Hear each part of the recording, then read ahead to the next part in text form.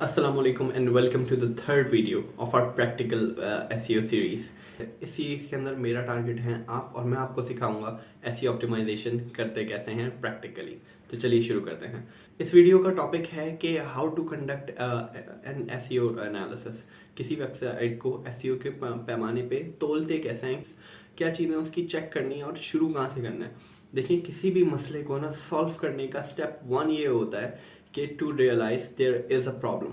जब तक आप मसले को समझेंगे नहीं ना और कहाँ पे मसला आ रहा है, तब तक आप उसका हल नहीं निकाल सकते। इसीलिए एनालिसिस एक बहुत ज़्यादा इम्पॉर्टेंट पार्ट है एसईओ का भी, बल्कि आपकी कॉमन डे लाइफ में भी।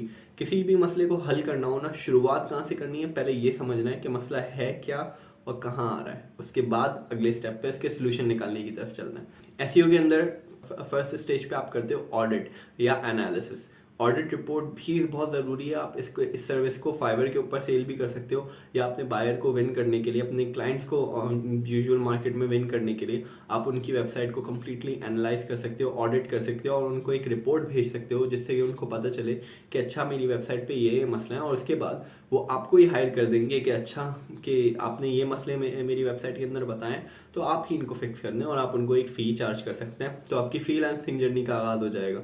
या ये भी हो सकता है कि आपकी अपनी वेबसाइट के अंदर मसला है, तो आपको डे वन पे मसला हल कहाँ करना है ना, ये एसईओ ऑडिट के अंदर आप निकालते हो to identify the problems in the SEO.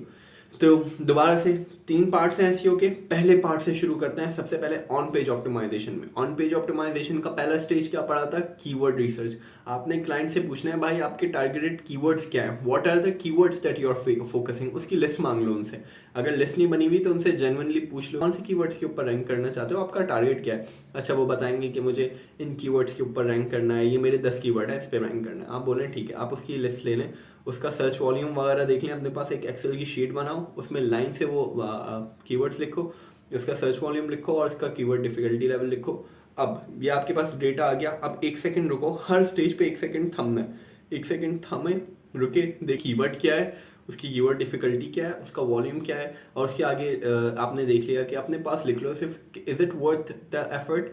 कि मिसाल के तौर पे अगर एक कीवर्ड है जिसकी मंथली सर्च ही 200 है, 200 वॉल्यूम है, 200 सर्चेज आती हैं पूरे मंथ में, आपने एक टूल की मदद से उसको देख लिया। अब आपने देखा उसका कीवर्ड डिफिकल्टी लेवल 50 है। अब इतना हाईली डिफिकल्ट कीवर्ड है इतने से सर्च वॉल्यूम पे, will you target it? At least I won't target it, क्योंकि it's not worth the effort कि टोटली 200 सर्च वॉल्यूम आ रहा है। अब दैट डिपेंड्स कि आपका जो क्लाइंट है वो क्या बेच रहा है, क्या वो गाड़ी बेच रहा है, क्या बेच रहा है। अमूमी तौर पे कन्वर्जन रेशो 5% होता है। मैं अज्यूम कर लेता हूँ कि मैं क्लाइंट को फर्स्ट पोजीशन पे भी रैंक करा देता हूँ। 200 विजिट्स पर मंथ आते हैं। 200 में से अगर बहुत अच्छा कन्वर्जन रेशो है ना, बहुत तबाही, तो 10% होगा। 200 में से 2 सेल्स आ गए। अब डिपेंड करता है प्रोडक्ट क्या बिक रहा है। अगर प्रोडक्ट के ऊपर पर सेल 1 लाख का सेल मार्जिन है, उसको प्रॉफिट मार्जिन मिल रहा है, ग्रॉस प्रॉफिट अच्छा आ रहा है, तो इन दैट केस तो चलो वो फीजेबल है। उस कीवर्ड पे तुम टारगेट करने की कोशिश भी करो, इतनी मेहनत भी करो। लेकिन अगर कीवर्ड डिफिकल्टी बहुत ज़्यादा है, सर्च वॉल्यूम कम है, और इवन इन दैट केस उसको इतनी सेल ही नहीं आनी है, तो अब इस पैरामीटर पे देखो, उस कीवर्ड पे जाना फजूल है, उसको रेड मार्क कर दो।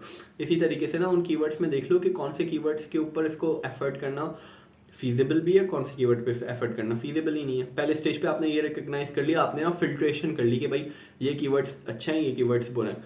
इन केस अगर उसके पास कीवर्ड है, अगर नहीं है ना, तो कीवर्ड रिसर्च कंडक्ट कर लिए करके सबसे पहले कीवर्ड्स एक दफ़ा बना लो अपने पास कि भाई मुझे इन 10 कीवर्ड्स के ऊपर अपने वेब पेजेस ऑप्टिमाइज चाहिए, और उसके बिहाफ पे मैं अपने वेब पेजेस को ऑडिट करूंगा कि भाई इन 10 पेजेस पे मैं रैंक कर सकता हूँ या नहीं कर सकता। ऑडिट का ये मकसद है ना कि कहाँ पे खड़े पे और कहाँ तक लेके जाना है। नाउ दैट्स डन, आपके पास कीवर्ड की लिस्ट आ गई। सेकंड, आप वेब पेजेस पे जाओ। अब इन वेब पेजेस पे जाके ना इसकी वेबसाइट को ना एक दफ़ा ब्रीफली ऑडिट करो, पहले खुद से सर्च इंटेंट के हवाले से।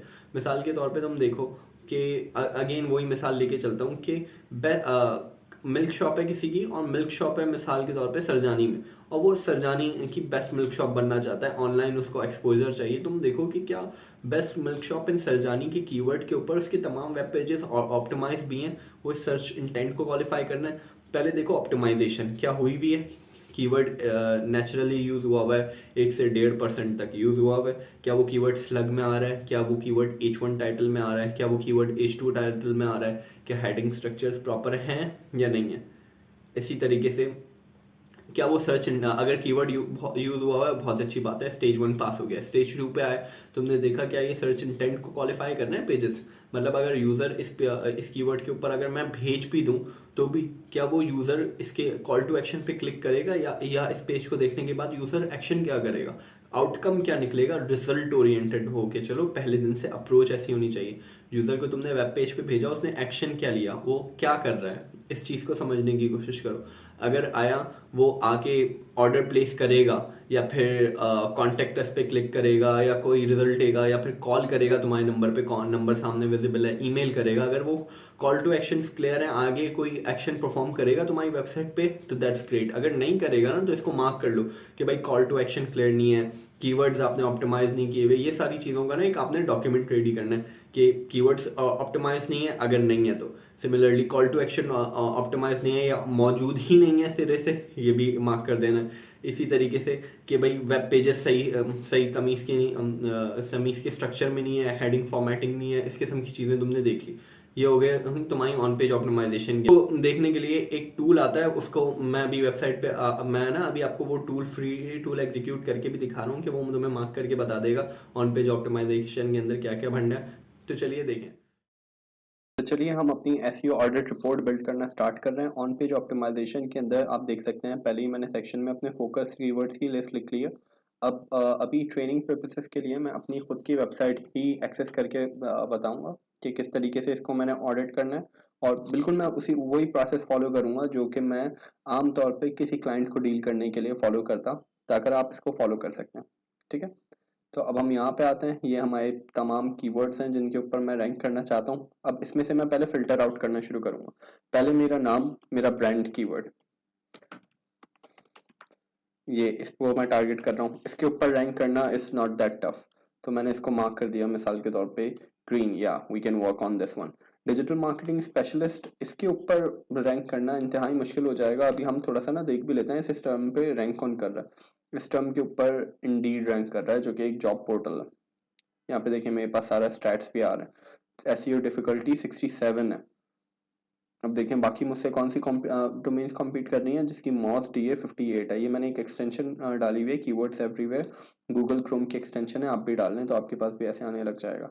What does digital marketing specialist do. अच्छा, इसके ऊपर अब मैं देखिए मैं सर्च इंटेंट के हवाले से ये भी देख रहा हूँ कि मेरा मकसद है कि लोगों को पता चले कि डिजिटल मार्केटिंग स्पेशलिस्ट हूँ मैं, कि वो मुझे हायर कर सके।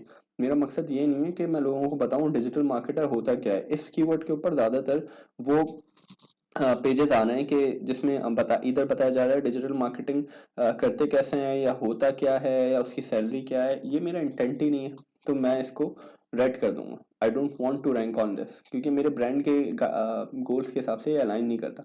अब इस पे आते हैं, digital marketing service in Karachi. हाँ, ये एक ऐसा कीवर्ड है जिसके ऊपर मेरे ब्रांड गोल्स अलाइन करते हैं, तो मैं इसको ग्रीन मार्क कर दूंगा। इसको भी हम ग्रीन मार्क कर सकते हैं। फ्रीलांस डिजिटल मार्केटर, अब देखें डिजिटल मार्केटर बहुत सारे होंगे और फ्रीलांस तो वाकईतन बहुत सारे होंगे ग्लोबली, तो इस कीवर्ड को ऐसे टारगेट करना मेरी नज़र में फजूल है। तो ज़्यादा बेहतर यही होगा कि मैं कोई ऐसा कीवर्ड देखूं जो कि ना बहुत ज़्यादा हाईली टारगेट हो, कि मुझे वेदर क्लाइंट किससे चाहिए, मुझे कराची से चाहिए या पाकिस्तान से चाहिए, व्हाट्स माय गोल, मुझे क्या चाहिए। तो मैं इसको हटा देता हूँ। इंस्टेंट मैं कोई एक टारगेटेड कीवर्ड निकालता हूँ, जैसे कि फ्रीलांस डिजिटल मार्केटर कराची या फिर पाकिस्तान। इन दो टर्म्स के ऊपर मैं रैंक करने की कोशिश करता हूँ initially. Once that is done तो मैं आगे चल के चलें सिर्फ इस टर्म पे भी रैंक करने की कोशिश करूँगा। Next, freelance SEO expert in Karachi, freelance SEO services Pakistan. In terms के ऊपर फिर भी आप कॉम्पीट कर सकते हैं, तो चांसेस हैं। तो इसको हमने ग्रीन कर दिया और हमने से एक इसमें से कीवर्ड निकाल दिया जिसके ऊपर हमारा रैंक करना फजूल था। आप देख सकते हैं कैसे आप अपने क्लाइंट के साथ भी ऐसे ही कर लीजिएगा कि उससे कीवर्ड्स जो आप मांगे उसको आप एनालाइज कर सकते हैं, ऐसे देख लीजिएगा कि कहाँ पे गैप है। नेक्स्ट हम चलते हैं कि क्या ये कीवर्ड्स यूज भी हुए हैं, मेरी ऑन पेज ऑप्टिमाइजेशन कैसी है। तो मैं एक काम करता हूँ, आपको मैं एक टूल बताता हूँ। एक टूल आता है एसईओ टूल बॉक्स। इस तरीके से मुख्तलिफ स्कैनिंग के टूल्स आते हैं जो कि बेसिकली आपकी वेबसाइट को ना स्कैन करके क्रॉल करके बताते हैं कि आपकी वेबसाइट के ऊपर क्या क्या क्या मसले मसाइल हैं। इससे बस होता ही है कि हमारा काम थोड़ा सा आसान हो जाता है, हमें ना वो डायरेक्टली चीज़ें बता देता है, हम उसमें से स्निप करके निकाल के अपनी रिपोर्ट में लगा लेते हैं कि भाई ये मसले हैं। आप दूसरे टूल्स भी यूज़ कर सकते हैं, मकसद सिर्फ आपको टूल बताना और बेसिक चीज़ें सिखाना है, बाकी उसमें आप जितना डीप डाइव करते हैं उतना ही आपका फ़ायदा है। अब ये इसको स्कैन कर रहा है, लेट्स सी। मुख्तलिफ ये टेस्ट पे मेरी वेबसाइट को स्कैन करता रहेगा। अब ये कह रहा है कि मेरी वेबसाइट 86% स्कोर पे लाई कर रही है। क्यों? अब इसमें देखें, मेटा टाइटल मैंने ऑलरेडी डाला हुआ है, अच्छा डाला हुआ है। सी, शाह वजहत अली भी आ गया, डिजिटल मार्केटिंग स्ट्रेटेजिस्ट एक कीवर्ड आ गया, गूगल सर्टिफाइड एसईओ कंसल्टेंट, इस किस्म की चीज़ें मैंने मेटा टाइटल में ही डाली हुई है। मेटा डिस्क्रिप्शन के अंदर भी मैंने अपना ब्रांड नेम दोबारा से यूज़ किया हुआ है। अब मैं क्या करूँगा, इसमें देखूंगा कि क्या ये कीवर्ड्स, ये जो हमने यहाँ पे देखे थे, ये कीवर्ड्स यहाँ मेटा डिस्क्रिप्शन में आ रहे हैं, यहाँ मेटा डिस्क्रिप्शन में आ रहे हैं, नहीं आ रहे। तो जो कीवर्ड्स नहीं आ रहे उनको मैं यहाँ पे ऐड कर दूंगा, ठीक है, यहाँ पे। और कोशिश करूंगा एक से दो कीवर्ड्स मैं यहाँ पे भी यूज कर लूँ। जैसे मैंने ब्रांड नेम यूज कर लिया, डिजिटल मार्केटर कराची या expert digital marketer from Karachi में यहाँ पे इंसर्ट कर दूंगा। अब हम और नीचे आते हैं, कीवर्ड यूसेज, क्या मैंने कीवर्ड्स यूज किए हुए हैं। अब ये देखिए, ये पूरा एक क्लाउड दे रहा है कि मैंने कौन कौन से कीवर्ड्स यूज किए हुए हैं, डिजिटल मार्केटर, इस किस्म की सारी चीजें दी हुई हैं कि जो आपके कीवर्ड्स थे ये वाले, ये कीवर्ड्स यहाँ पे भी आने चाहिए। उसके अलावा आप एक काम और कर सकते हैं कि आप अपने पेजेस खोलें और आप ये देखें कि कौन सा पेज कौन से कीवर्ड को टारगेट कर रहा है। मिसाल के तौर पे अगर ये पेज सिर्फ मैं रैंक करना चाहता हूँ सिर्फ अपने ब्रांड नेम शाह वजहत अली पे, तो अब मैं देखूंगा कि Shah Wajahat Ali in it self कितनी दफा आ रहा है, 2 दफा आ रहा है। क्या H1 टाइटल के अंदर आ रहा है किसी? H1 टाइटल के अंदर नहीं आ रहा। क्या यहाँ पे आ रहा है? यहाँ पे भी नहीं आ रहा। कहाँ पे आ रहा है? यहाँ पे H2 टाइटल के अंदर, चलें एक दफा आ गया। अब मैं बेसिकली एनालाइज कर रहा हूँ, मुझे कोशिश करनी है कि H1 में एक दफा आए, H2 में एक दफा आए और H3 में हम उसके साथ रिलेटेड जो हमारी सर्च क्वेरीज हैं हम वो रैंक कराने की कोशिश करें। ठीक है, मैंने देख लिया, अच्छा भाई मेरा कीवर्ड हैगा, टेक्स्ट पैराग्राफ के अंदर भी है, मेरे हेडिंग के अंदर भी है, दैट्स ग्रेट। अब अगर यही पेज मैं रैंक कराना चाह रहा होता इस कीवर्ड पे, digital marketing service in Karachi, इसको मैं सर्च करता, इस पेज पे मेरा कीवर्ड कितनी दफा आ रहा है, तो आ ही नहीं रहा है। तो अब मुझे क्या करना है कि भाई मुझे मेंशन करना है कि ये पेज इन कीवर्ड्स के हिसाब से ऑप्टिमाइज नहीं है। तो मैं यहाँ मैं मेंशन कर दूंगा कि one home page, target keyword क्या है मेरा इस होम पेज के ऊपर, शाह वजाहत अली। मिसिंग कीवर्ड, कीवर्ड्स, कौन कौन से कीवर्ड्स मिसिंग है इस लिस्ट में से भाई? ये तमाम कीवर्ड्स मेरे मिसिंग है इस लिस्ट में, क्योंकि ये कीवर्ड्स मैंने यूटिलाइज ही नहीं किए भाई। तो इनको मैं यहाँ पे मार्क कर देता हूँ। अब इससे ये क्या होगा कि क्लाइंट को मैं पेज बाय पेज एनालिसिस भी दे सकता हूँ कि भाई आपका जो होम पेज था उसके अंदर ये सीन है कि आपने ऑप्टिमाइज ही नहीं किया हुआ उसको, तो उसको भी ज़्यादा बेहतर पता हो जाएगा कि अच्छा ये चल रहा है। जितनी हो सके मैं, जितनी मुझे ट्रबल्स दिखते हैं कि अच्छा ये प्रॉब्लम हो सकती है, उसको मैं दिखाऊंगा और बाद में उसको फिक्स करके दे दूंगा क्लाइंट को, तो अगर क्लाइंट का मसला भी हल हो जाएगा। हम्म,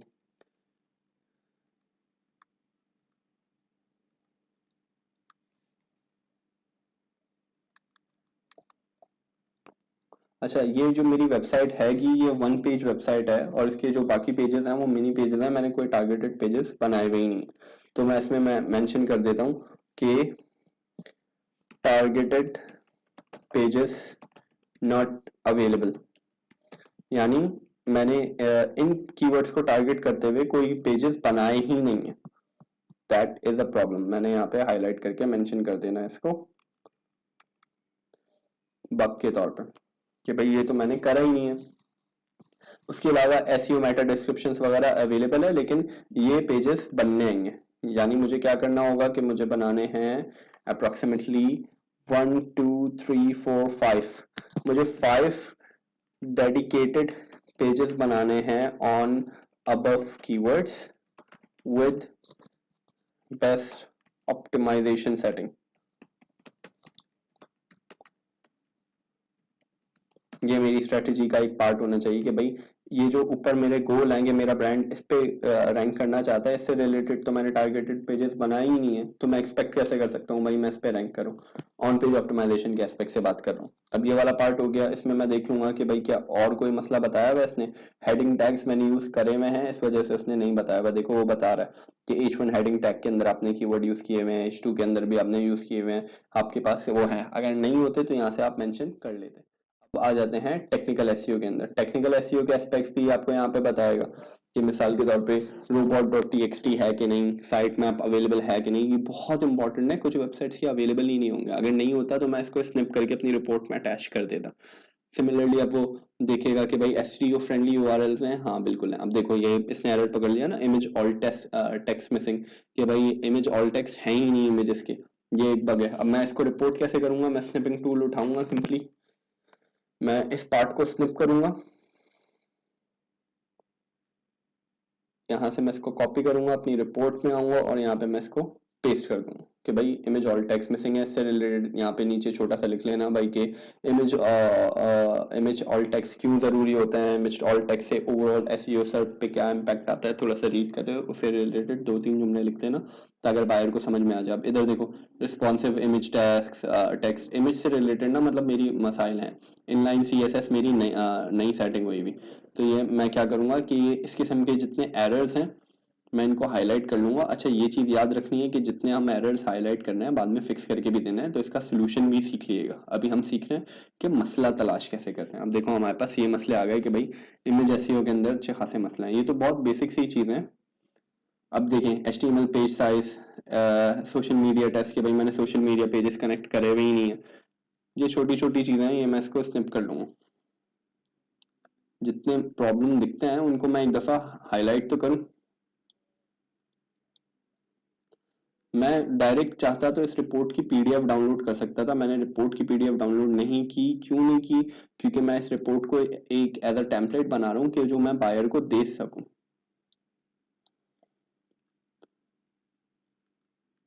या अपने क्लाइंट को भेज सकूं, और मुझे उसको टूल्स नहीं बताने, सारी ब्रांडिंग नहीं बतानी, ये रेलेवेंट है, उसका कोई काम ही नहीं है। अब देखो ये ऑब्जेक्ट टेस्ट के अंदर भी ये फेल कर रहा है। अब जितने मसला मसाइल है ना, इन शॉर्ट आपने वहां पे जाके मेंशन कर देना है। That's done. अब देखो यहाँ पे ये बता रहा है कि भाई मेरा mobile snapshot mobile responsive design है। अगर नहीं होगा तो ये लाजमी मेंशन करना टेक्निकल एसईओ के अंदर, ये इंतहाई जरूरी है। इसके बाद आपने खोलना है स्क्रीमिंग फ्रॉग। ये वाला पार्ट तो भाईजान आपने कर लिया। अब आते हैं कुछ टेक्निकल एस्पेक्ट्स के अंदर। टेक्निकल एसईओ के एस्पेक्ट के आपने कैसे फिक्स करना है। इसको टेक्निकल एसईओ ऑडिट करने के लिए मैं आपको यूज़ करना सिखाऊंगा स्क्रीमिंग फ्रॉग।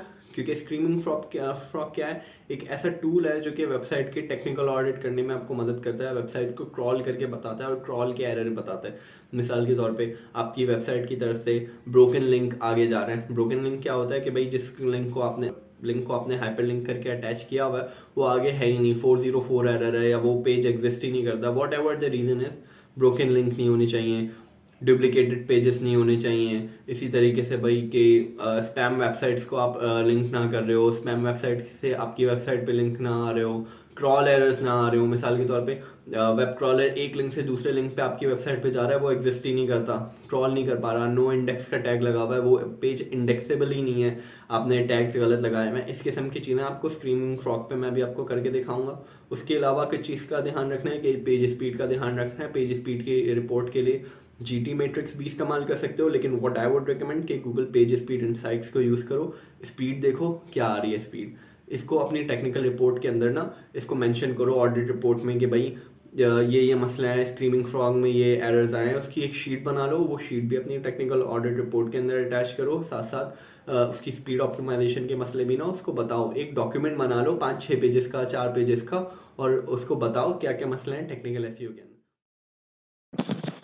जी, तो आपने स्क्रीमिंग फ्रॉग डाउनलोड करके रख लेना है। यहाँ पे फ्री वाला वर्जन अभी मैं यूज़ कर रहा हूँ, इसमें कोई भी पेड टूल अभी तक मैंने यूज़ नहीं किया है। आपको सब ऑनलाइन मिल जाएगा, ऑनलाइन गूगल पे सर्च कर लिएगा डाउनलोड स्क्रीमिंग फ्रॉग।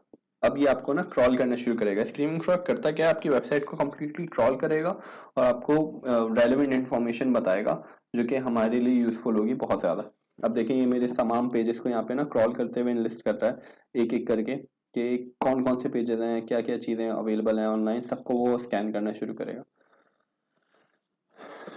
मुझे इसको क्रॉल करने देना है। ये कोई इतनी बड़ी वेबसाइट नहीं है। अगर किसी बड़ी वेबसाइट का आप ऑडिट कर रहे होगे तो फ्री टूल में ये 500 पेजेस तक क्रॉल करता है सिर्फ। अब आप आ जाओ यहाँ से पेज टाइटल्स से। मेरे पास 8 पेजेस हैं, 8 के 8 पेजेस के मैंने पेज टाइटल्स डाले हुए हैं। उनकी लेंथ भी बता रहा है ये मुझे, इंडेक्सेबिलिटी बता रहा है। ये रीजन सबसे ज़रूरी है, क्या वो इंडेक्सेबल भी हैं कि नहीं है। देखो वो इंडेक्सेबल है, यानी मेरे पेजेस इंडेक्सेबल हैं, उसके साथ मसला नहीं है। उसके बाद नेक्स्ट उस पर आ जाओ, मेटा डिस्क्रिप्शंस। क्या मैंने तमाम पेजेस की डाली हुई है मेटा डिस्क्रिप्शंस? जी हाँ, मैंने तमाम पेजेस की 8 के 8 पेजेस की यहाँ देख सकते हो मैंने मेटा डिस्क्रिप्शन सेट की हुई है। नहीं की हुई होती ना तो मैं इसको भी हाईलाइट कर लेता। अच्छा, इसको अगर मुझे कॉपी करना हो तो मैं यहाँ पे इस पूरे उसको कॉपी कर लूंगा। देख रहे हो, यूं करके आप कॉपी कर लोगे यहाँ तक। और जो भी जिन पेजेस की भी मेटा डिस्क्रिप्शन ना हो, यहाँ से उनका लिंक कॉपी करना और वहां पे टेक्निकल ऑडिट के अंदर अपने पास यहाँ पे एक सेक्शन बनाना, pages with no meta description. ये अपनी ऑडिट रिपोर्ट में मेंशन करना और सिंपली भाईजान यहाँ पे आपने लिंक्स प्रोवाइड कर देना है कि कौन से पेजेस के मेटा डिस्क्रिप्शन नहीं है। अब देखो ये तमाम लिंक्स आ गए यहाँ पे। अच्छा, यहाँ पे ये फॉर्मेट जो ये एक्स्ट्रा चीज़ें आ रही हैं, देखो मेरी मेटा डिस्क्रिप्शन डली हुई है, इस वजह से ये ऐसे आ रही हैं। मैं सिंपली करता हूँ, मैं अज्यूम कर लेता हूँ कि अगर जैसे मेरे पास इन सब पेजेस की मेटा डिस्क्रिप्शन नहीं बनी हुई होती, मैं इनलाइन से इनको कॉपी कर लेता और मैं यहाँ पे मेंशन कर देता। अब देखो यहाँ से हमने इसकी फॉर्मेटिंग भी सही कर लिया। ये हमारे पास लिस्ट आ गई कि पेजेस विद मेटा डिस्क्रिप्शन जिनकी नहीं है। अब उसके अलावा फर्दर हम देख लेते हैं क्या कोई ऐसे पेजेस हैं जिनका H1 टाइटल ही नहीं है। अब देखो ये बग आ गया ना, इस पेज का तो H1 टाइटल है, इन पेजेस का H1 टाइटल भी नहीं है। ये भी बग है कि भाई H1 टाइटल ही नहीं है इन पेजेस का। मिसिंग H1 टाइटल, और यहाँ मैंने मेंशन कर दिया भाई इन पेजेस के साथ बग है, H1 टाइटल ही नहीं है। ये एक भंड है। H2 टाइटल भी देख लो, बाकी सबका H2 टाइटल डला हुआ है। इमेजेस देख लो, सारी इमेजेस इंडेक्सेबल भी हैं या नॉन इंडेक्सेबल इंडेक्सेबल है। अच्छा, पेजिनेशन में आओ, यहाँ पे देखो ये तमाम पेजेस जो हैं इंडेक्सेबल हैं वेदर या नहीं है। अगर नॉन इंडेक्सेबल है तो मेंशन कर देना कि भाई ये पेज आपका नॉन इंडेक्सेबल है, यानी गूगल पे इंडेक्स ही नहीं होगा, वेब क्रॉलर इसको क्रॉल ही नहीं करेगा। तभी मेरे इस वेबसाइट के साथ ऐसा कोई मसला नहीं दिख रहा है। अच्छा, यहाँ पे आओ इस टैब के अंदर, रिस्पॉन्स कोड्स के अंदर। रिस्पॉन्स कोड्स के अंदर होगा क्या कि वो तुम्हें पेज बाय पेज क्रॉल करते हुए स्टेटस बता देगा कि कौन से पेजेस का स्टेटस क्या आया। ये बहुत ज़रूरी है कि आप देखो कि यहाँ पे कौन से पेजेस के ऊपर तुम्हारे पास रीडायरेक्ट लगा हुआ है, कौन से इंडेक्सेबल है, कौन से नॉन इंडेक्सेबल है। मिसाल के तौर पे मैं तुम्हें दिखाता हूँ कि मेरे वेब पेज पे जाने के बाद उसको लिंक्डइन का लिंक मिला .4 पे। अब देखें उसने स्कैन किया, उसको स्टेटस दे रहा है मूव परमानेंटली। अब ये एक एक्सटर्नल लिंक है कि H T T P redirect है। ये एक्सटर्नल लिंक है। अब वो उस आपने जितने भी लिंक्स अटैच किए हैं, जितने भी आपके वेबसाइट पे एलिमेंट है ना, वो सबके बारे में बता रहा होगा। अब इसमें से देखो कि कोई ऐसा पेज तो नहीं है जिसको इंडेक्सेबल होना चाहिए लेकिन उसका स्टेटस जो कोड है वो नॉन इंडेक्सेबल आ रहा है। अगर ऐसा है तो उसको भी अपनी रिपोर्ट के अंदर मेंशन करो कि क्या मसला आ रहा है। टोटल यूआरएल्स देखो, ये तुम्हें सारे यहाँ पे बता रहा है, सब स्टेटस कोड बता रहा है यहाँ पे कि कहाँ कहाँ पे रीडायरेक्ट्स हैं, कहाँ कहाँ पे रीडायरेक्ट्स नहीं है, XYZ। इस पे डबल क्लिक करोगे नॉन इंडेक्सेबल पहले आ जाएगा। तो इसको एक्सप्लोर करना कि इसको देखना कि किस तरीके से मसले मसाइल कवर होते हैं, किस तरीके से आप मसले मसाइल देखते हो, किस तरीके से आपको बग्स ढूंढ के निकालना है। स्क्रीमिंग फ्रॉग को थोड़ा और समझना, इसके टैब्स को और फर्दर एक्सप्लोर करना। मैं इस वीडियो के अंदर ज़ाहिर है पूरी चीज डिटेल्स में जाना शुरू कर दूंगा तो वीडियो बहुत ज़्यादा लंबी हो जाएगी और ये मैं करना चाह नहीं रहा। तो इसको फर्दर अपने एंड पे भी थोड़ा एक्सप्लोर करना कैसे ये चीज़ें होती हैं। इस वीडियो में मैं यहीं तक बता सकता हूँ। बेसिक जो भी क्रॉल एरर्स हैं उसको आपने अपनी रिपोर्ट में मेंशन कर देना है। अच्छा भाई, ये भी कर लिया, टेक्निकल एसईओ भी कर लिया, ऑन पेज ऑप्टिमाइजेशन भी अपनी रिपोर्ट के अंदर मेंशन कर दिए। थर्ड एस्पेक्ट तुमने मेंशन करना है ऑफ पेज एसईओ का। ऑफ पेज एसईओ में तुम सेमरश भी यूज़ कर सकते हो, एचरेफ भी यूज़ कर सकते हो। एचरेफ पे जाओ, उसकी वेबसाइट को डालो, देखो उसकी डोमेन अथॉरिटी क्या है, देखो उसकी पेज अथॉरिटी क्या है, उसके करंटली इंडेक्स कीवर्ड क्या है, उसकी करंटली क्या स्टेटस चल रही है, उसका एक स्निपेट लगा दो और उसको बता दो भाई आपकी डोमेन अथॉरिटी बहुत कम है। मिसाल के तौर पे ज़ीरो है ही नहीं, कम है, उसको बता दो अगर उसमें और आप क्या चेंज कर सकते हो, मतलब डोमेन अथॉरिटी इंप्रूव करने में तुम क्या कर सकते हो, उसको तुम बैकलिंक्स क्रिएट करके दे सकते हो, उसकी तुम प्रोफाइल बैकलिंक बना रहे होगे, what ever you will do, आगे तुम्हारी जो भी स्ट्रेटेजी होगी पहले तुम्हें उसको बताना है मसला क्या है। अगर उसकी डोमेन अथॉरिटी 0 है ना तो वहाँ पे मेंशन करो, या बहुत कम है 3 है 2 है 1 है 0.5 है, उसको मेंशन करो कि भाई ये मसला है, आपकी डोमेन की कोई अथॉरिटी नहीं है, इसलिए सर्च इंजन आपकी वेबसाइट को सीरियसली भी नहीं लेता, आपकी वेबसाइट की तरफ ऑर्गेनिक लिंक्स ही नहीं आ रहे, आपकी वेबसाइट के पास अच्छे बैकलिंक्स नहीं है, इस वजह से आपकी वेबसाइट को सीरियसली नहीं लिया जाता। इस रिपोर्ट के अंदर तुम्हारा मकसद है कि जितने भी वेबसाइट के अंदर प्रॉब्लम्स आएंगी ना उन तमाम को ऑडिट करना, उनको हाईलाइट करना और उनको बायर को रिकग्नाइज करवाना, या अगर तुम खुद वेबसाइट ओनर हो तो उनको खुद अपने ओन पे रिकग्नाइज करना, ये हमारा इस रिपोर्ट के अंदर मकसद है। और इस तरीके से एसईओ ऑडिट कंडक्ट करते हैं। उम्मीद करता हूँ इस वीडियो में आपको सीखने को मिला हो। जिस हद तक हो सके मैंने प्रैक्टिकल एसईओ को इजी टू इजी वे में समझाने की कोशिश करी है। अगर फिर भी कुछ समझ में नहीं आता, नीचे कमेंट्स बॉक्स आपके लिए हाजिर है, हम भी आपकी खिदमत में हाजिर हैं। ये वीडियो देखने का बहुत शुक्रिया। अपना बहुत ख्याल रखें, मिलते हैं आपसे अगली वीडियो में, जब तक के लिए खुदा हाफ़िज़।